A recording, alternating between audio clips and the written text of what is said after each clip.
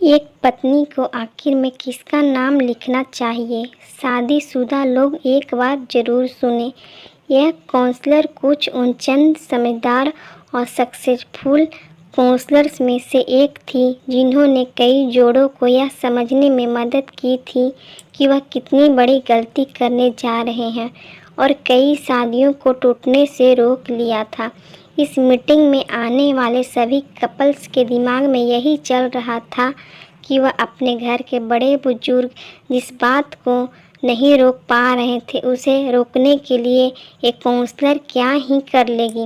Meeting की शुरुआत होते ही काउंसलर ने कहा, मैं आपको वही सारी बातें रिपीट नहीं करूँगी जो आपने अपने दोस्तों, रिश्तेदारों या अपने शुभचिंतकों से सुन रखी होगी।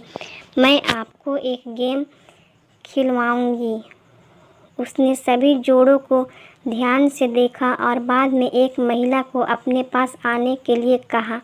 जब वो महिला उसके पास आई तो उससे एक चौक देकर पास वाले ब्लैक बोर्ड पर अपने सबसे करीबी 25 लोगों के नाम लिखने के लिए कहा।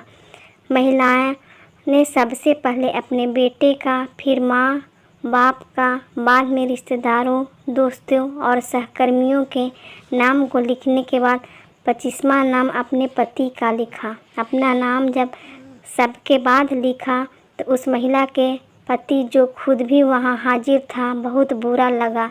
मन ही मन सोचने लगा कि अच्छा हुआ मैं इसे तलाक देने जा रहा हूँ, मेरा फैसला गलत नहीं है। काउंसलर ने महिला से कहा, अब आप उन 10 लोगों के नाम हटा दीजिए जिन्होंने आपको आपके जीवन में सबसे कम साथ दिया हो या कम साथ दे सकते हैं। महिला ने कुछ सेकंड सोचने के बाद अपने सहकर्मी और कुछ दोस्तों के नाम हटा दिए। इस गेम को न केवल वो महिला खेल रही थी, बल्कि इस मीटिंग में आए हर वह पति पत्नी भी मन ही मन खेल रहे थे, क्योंकि वह भी उसी परिस्थिति में थे जिस परिस्थिति में वह महिला थी। काउंसलर ने फिर से एक बार उस महिला को 10 और नाम मिटाने के लिए कहा। इस बार महिला काफ़ी सोच में पड़ गई।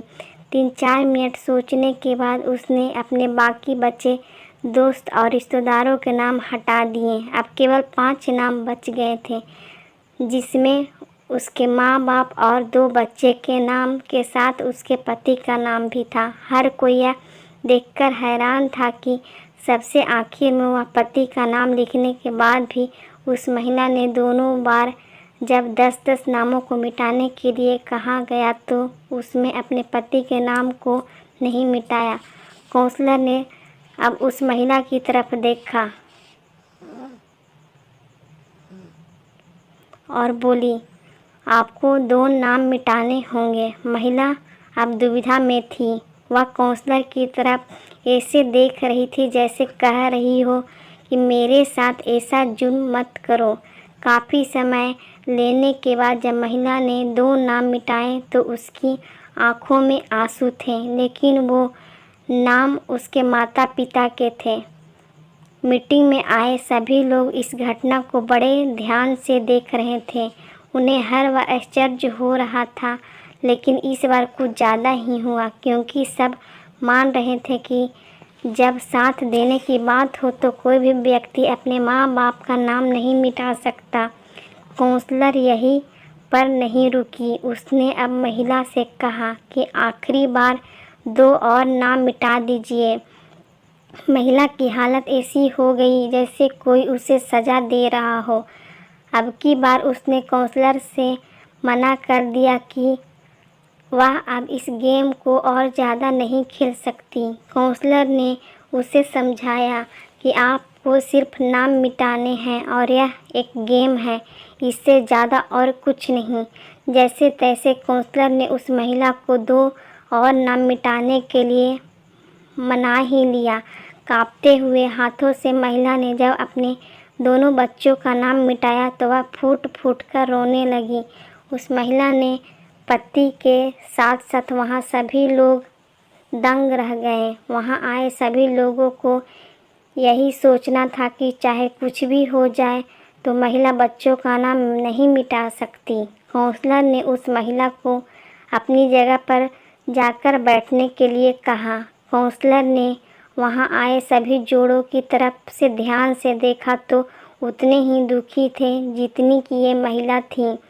काउंसलर ने उन सभी से पूछा कि महिला ने ऐसा क्यों किया। कोई भी उस सवाल का जवाब दे नहीं पा रहा था या देना नहीं चाहता। अंत में काउंसलर ने उसी महिला को खड़े होने के लिए कहा और उसी से ऐसा करने का कारण पूछा। महिला बोली, चाहे अभी मेरे और मेरे पति के बीच में कुछ प्रॉब्लम चल रही है, लेकिन जब साथ देने की बारी आती थी तब वह हमेशा मेरे साथ खड़े रहते थे। मेरे माँ बाप बूढ़े हो चुके हैं और वह कितनी दिन मेरे साथ रहेंगे मैं नहीं जानती। मेरे बच्चे बड़े होने के बाद हमेशा मेरे साथ रहेंगे इसकी भी कोई गारंटी नहीं है, लेकिन हमारे बीच इतना कुछ होने के बाद भी मेरे पति मुझसे कहा कि वह अलग होने के बाद भी जब भी ज़रूरत होगी तब मेरा साथ देंगे। महिला बोली, हम पता नहीं क्यों तलाक तक पहुंच गए। आज उस गेम को खेलते हुए मुझे रियलाइज़ हुआ कि हम दोनों के बीच ऐसी कोई बड़ी समस्या हुई ही नहीं है। वह तो बस हम दोनों गुस्से में थे और कोई भी झुकना नहीं चाहता था, इसीलिए मैंने सबका नाम मिटा दिया, लेकिन अपने पति का नहीं मिटाया। महिला की बातें सुनकर उसका पति भी खड़ा हो गया और अपनी पत्नी को गले से लगा लिया और बोला, मुझे माफ़ कर दो, मैं भी तुम्हें कभी तलाक देना ही नहीं चाहता था। जैसे मैंने तुम्हारा साथ दिया है वैसे ही तो तुमने भी मुझे जीवन के हर कदम पर सपोर्ट किया है। मैं तुमसे फिर से एक वादा करता हूँ कि मरते दम तक तुम्हारा साथ दूंगा। काउंसलर ने अपना काम कर दिया था। उसने वहाँ पर आए हर एक जोड़े को यह सोचने के लिए मजबूर कर दिया था कि जो वह करने जा रहे हैं कहीं वह अपने झूठे अहंकार और गुस्से की वजह से तो नहीं है, कहीं वह अपने साथी के साथ कोई अन्याय तो नहीं कर रहे हैं। गाइज, अगर ये कहानी पसंद आई हो तो please like, subscribe and share करें। Thank you for watching.